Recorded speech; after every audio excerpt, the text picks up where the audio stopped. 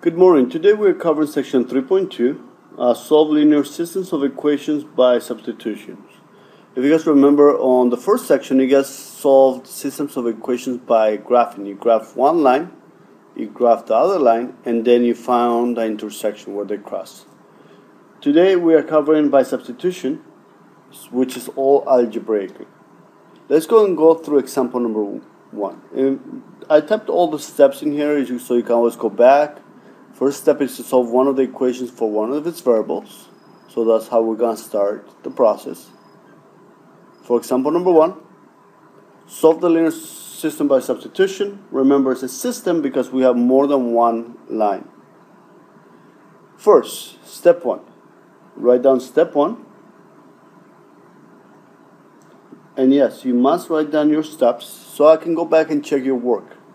It needs to be organized, and mentally you'll be able to process the concept and the process much more faster and easier. First, solve one of the equations for one of its variables. So you can select any of the variables that you want to solve for on the first step, but I prefer to select an equation that has a coefficient of 1 or basically has no number. If you guys notice, I want you guys to highlight the one that has, so gray highlighter, highlight the one that does not have a number or the coefficient is 1. If you guys notice, it's the second equation. I'm going to write down the second equation here, 3x plus y is equal to 9.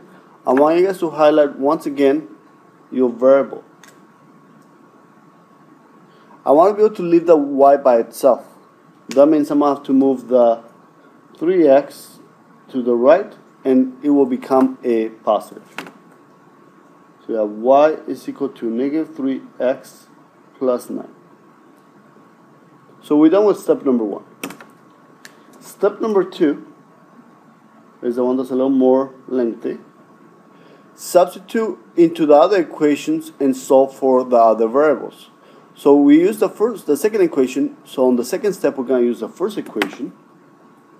We have negative 4x plus 3y is equal to 1.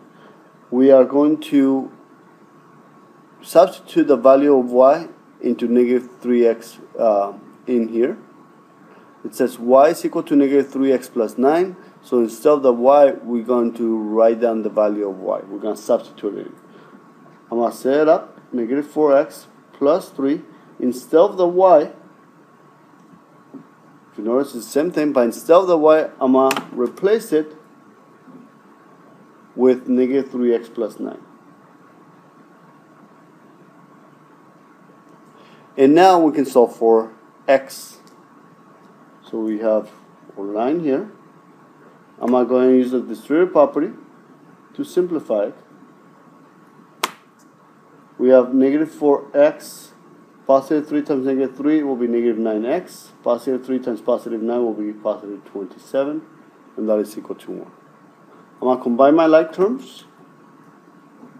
That will give me a negative 13x plus 27 is equal to 1.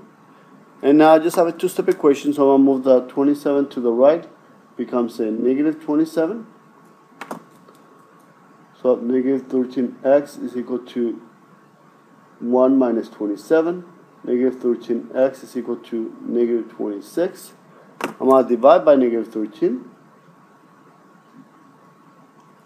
So that means that cancels. So x is equal to positive 2. Now remember, our solution is an intersection. So the intersection will be a point. We found the x value. Now we need to find the y value. So step 3. You can substitute the value of x into either one of those two equations, but I prefer to substitute into this one because it's already solved for y. But if you prefer to substitute the values of x here or here, you'll get exactly the same value. So I'm going to use y is equal to negative 3x plus 9. But instead of the x, I'm going to replace it with a 2. Y is equal to negative 3 plus 9. So it'll be 2. So y is equal to negative 6 plus 9. So y is equal to positive 3. And this is your solution. If we were going to graph this, you'll cross out the point 2, 3. Let's go through example number 2. Same process. First, you want to be able to decide what equation you'll be using on step number 1. On step number 1, you want to be able to leave a variable by itself. So if you notice which one has no coefficient, or the coefficient in this case is positive 1. So go and highlight it. That's the equation that we are using. X plus 2y is equal to 2. Go and use the highlighter to highlight the x once again. That means that I'm going to move the 2y to the right hand side because I need to be able to leave the x by itself. Notice that on this example we had to leave the y by itself. On this one we had to solve for x. So it's not always the same variable. You have to kind of think about it. Which is the easiest one to solve for? Now that I solve for x, I'm going to go in step 2. I'm going to go and grab the other equation, which is 7x minus 3y is equal to negative 20. And instead of the x, I'm going to replace it with negative 2y plus 2. So I'm going to substitute this instead of the x. I'm going to set it up first. 7x minus 3y is equal to negative 20. But instead of the x, I'm going to replace it with a negative 2y plus 2. Now I'm going to use my distributive property to simplify. I'm going to solve for y. So 2 times negative 2y will be negative 14y. 7 times 2 will be positive 14. So 7 times negative 2y, negative 14y. 7 times 2 will be positive 14. Bring down the 3y, negative 3y, and negative 20. Now we're going to combine like terms first. That will give us a negative 17y. Remember to write down your variables first. Plus 14 is equal to negative 20. I'm going to move my 14 to the right, becomes a positive 14. So I have negative 17y is equal to negative 6. And if you notice, some of you guys might have caught my mistake. If I move the 14 to the right, that should become a negative 14. And when I add, that'll give me a negative 34. Very good. Now it makes sense. Now we're going to divide by negative 17. That will cancel on the left hand side. So we have y is equal to positive 2. Remember, our solution will be the intersection of both lines. So we have 2 for the y, and now we need to be able to find the x. So in step 3, I'm going to go and use this equation. If you want to plug in the value of y into any of those two, you'll get the same solution. But this will be much easier. X is equal to negative 2y plus 2. Because it's already solved for x. Negative 2, instead of the y, I'm going to plug in a 2 and plus 2. Notice that I set it up first. Might be useful for some of you guys that are having a hard time with Algebra 2. X is equal to negative 4 plus 2. X is equal to negative 2.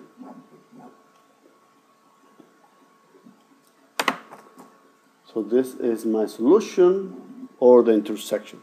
Now if I want to double check and confirm that this is my solution, I can just plug in this for x and the 2 for the y into each one, and it should give me a true statement at the very end. Now let's go move to example number 3. Go and try example number 3. Go and pause it. See if you guys can do it by yourselves, and then you can check your work as I'm working it through. Go and pause it. Great. For example number 3, I want to be able to leave a variable by itself on step 1. Not this x, not this y, not this y, but I can solve for this x. So let's go and write down step. and you must write down your steps in order to receive credit for your homework. It would be great if you can use a red pen, but you must write down your steps.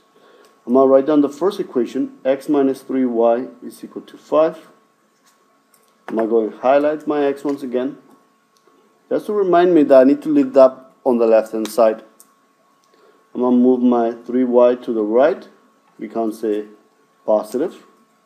That'll be x is equal to positive 3y plus 5. Step 2,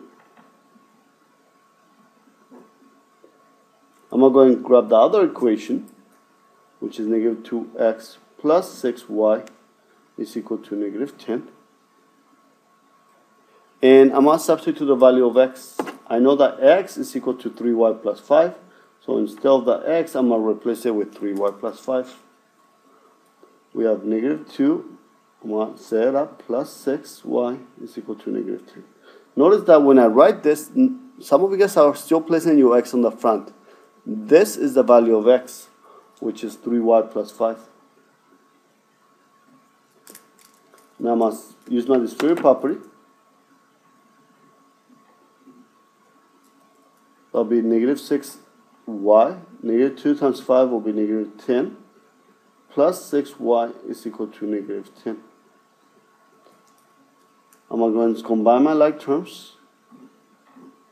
And negative 6 plus 6, if you guys notice, something funny happens.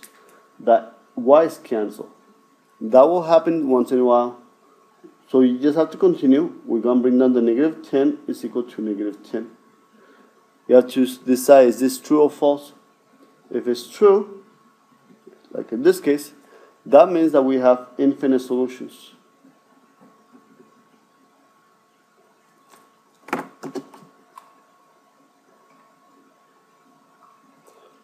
If it's true, just in this case, that means that we have infinite solutions. Basically, that's the same line.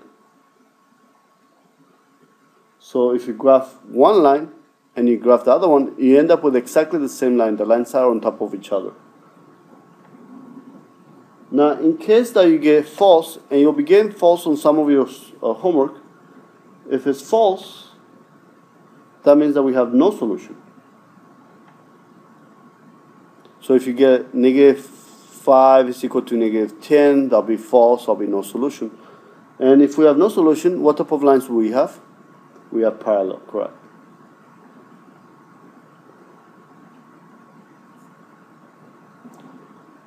So you have to memorize. If it's false, that means there's no solution, so the lines are parallel. If it's true, it's an infinite number of solutions. That means that the lines are the same.